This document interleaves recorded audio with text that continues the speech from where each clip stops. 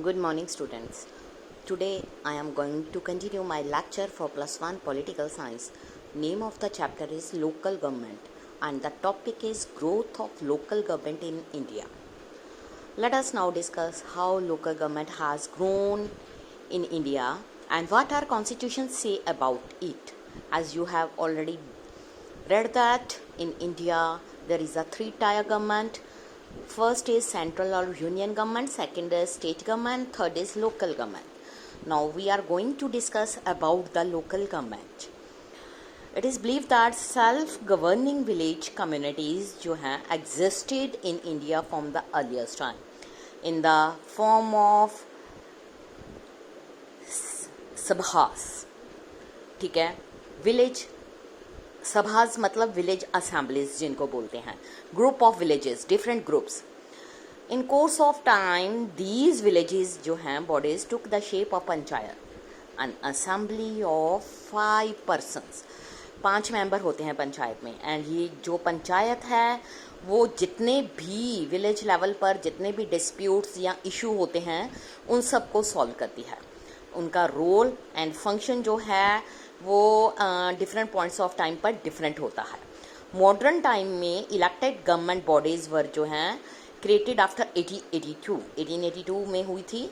Lord Ripon who was the viceroy of India at that time took the initiative in creating these body.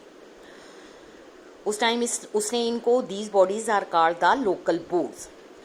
Due to the slow progress in this record, the Indian National Congress urged the government to take necessary steps to make all local bodies more effective. ठीक है, following the government of India act 1919 village panchayat जो हैं उनको मतलब establish किया गया number of provinces में. This trend जो है constitute by the government of India act of 1935. India's की जो फ्रीडम मूवमेंट थी, महात्मा गांधी जी ने स्ट्रॉन्गली प्ली किया कि decentralisation of economic and political power. क्या होता है डिसेंट्रलाइजेशन? जब जो पावर होती है वो हायर बॉडी से लेके लोअर बॉडी को दे दी जाए तो that is known as decentralisation. He believe that strengthening village panchayat was a mean of effective decentralisation. जितनी भी डेवलपमेंट है, इनिशिएटिव है, वो लोकल बॉडीज़ की उसमें सबसे ज़्यादा इन्वॉल्वमेंट होनी चाहिए, क्योंकि जो लोकल बॉडीज़ हैं वो अपने विलेजेस में जितनी भी प्रॉब्लम्स हैं उन सबको वो सॉल्व कर सकती है. पंचायत जो हैं therefore looked up upon as a instrument of decentralisation and participatory democracy. Our national movement was concerned about the enormous concentrations of powers in the hands of Governor General sitting at Delhi. Therefore, our leaders' independence meant an assurance that there will be decentralization of decision making, executive and administrative power. उसके बाद the independence of India should mean the independence of the whole of India. ठीक है, ये नहीं है कि बस freedom मिल गई तो इंडिया इंडिपेंडेंट हो गया. Independence must begin at the bottom. Every village will be a republic. It follows therefore that every village has to be self sustained, every capable of managing its affair. In the structure of composed of innumerable villages there will be ever widening, ever ascending circles. Life will be pyramid with the apex sustained by the bottom. ये words थे महात्मा गांधी के. उन्होंने कहा था कि जो independence हैं वो ये नहीं मतलब होता कि हमारी कंट्री फ्री हो गई. इंडिपेंडेंस का मतलब होता है कि जो ये सबसे लोअर रूट्स जो हैं इसकी वो पहचानो. वो रूट्स हैं हमारे विलेजेस. स्टार्टिंग हमारे विलेजेस से होने चाहिए, तभी जो इंडिया है ऊपर की तरफ ग्रोथ करेगा. विलेज को सेल्फ सस्टेन्ड एफिशिएंट होना चाहिए, अपने लोगों की ग्रोथ में सक्सेसफुल होना चाहिए. जब कॉन्स्टिट्यूशन प्रिपेयर किया गया था the subject of local government जो है असाइन किया गया था स्टेट्स को. It was also mentioned in the directive principles. इसको डायरेक्टिव प्रिंसिपल में भी मैंशन किया गया है as one of the policy directive to all governments in the country. जैसा कि आपने सेकंड चैप्टर में पढ़ा है, being a part of directive principle of state policy, the provisions of constitution was non जस्टिएबल preliminary advisory in the nature, कि ये मतलब justice के साथ साथ ये एडवाइजरी भी होता है, हर किसी को एडवाइस देता है कि अगर जहाँ पर किसी से कोई गलती हो. It is for the subject of local government including panchayats did not receive adequate importance in the constitution. Do you know why this happened?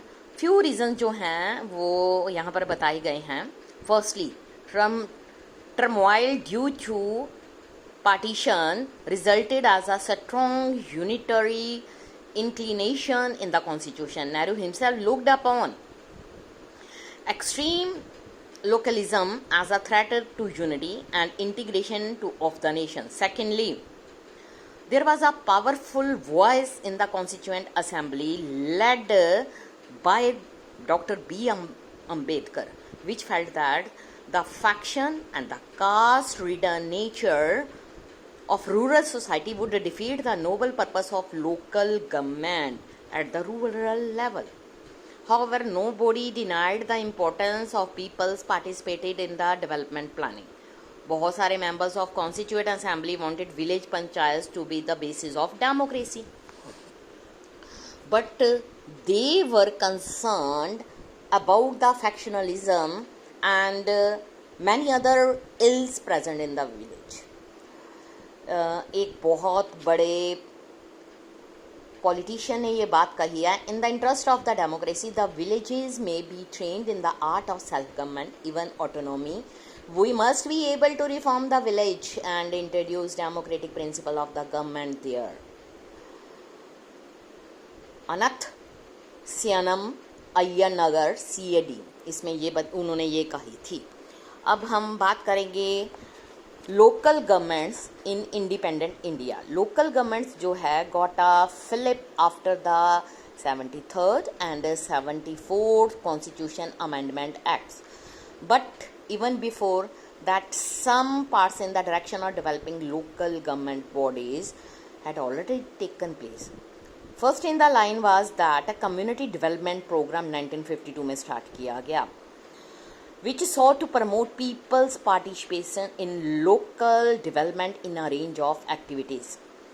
In this background, जो पंचायती राज सिस्टम ऑफ लोकल गवर्नमेंट था वो rural areas के लिए बना दिया गया. कुछ state थी जैसे कि गुजरात, महाराष्ट्र, उन्होंने एक सिस्टम को अडॉप्ट किया जिसमें इलेक्टेड लोकल बॉडी थी.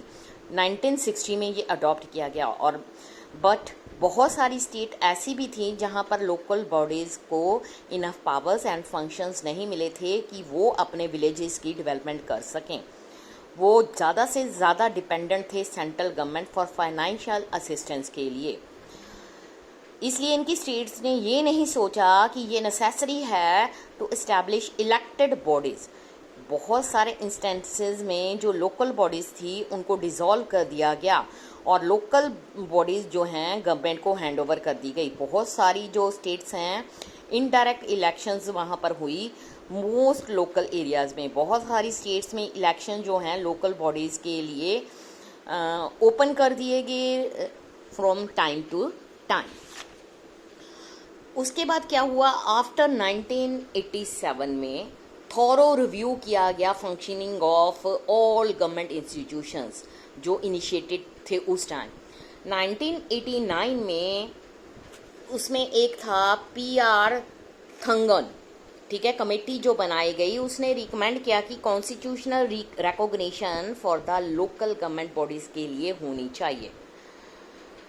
Constitutional amendment to provide the periodic elections to local institution and enlistment of appropriate functions to them along with funds was recommended. Last of all ये रिकमेंड करना ही पड़ा कि हर village में local government ज़रूर होनी चाहिए ताकि लोकल लेवल और रूरल एरियाज़ में जो लोगों के विलेजेस के लोगों के बीच में डिस्प्यूट अराइज होते हैं वो स्टेट गवर्नमेंट की बजाय लोकल गवर्नमेंट जो है अपने बिहाफ पर उनको सॉल्व कर सके. 73rd एंड 74 अमेंडमेंट की अभी हमने बात करी है. ये क्या थे? 1989 में सेंट्रल गवर्नमेंट ने 2 कॉन्स्टिट्यूशनल अमेंडमेंट्स को इंट्रोड्यूस किया।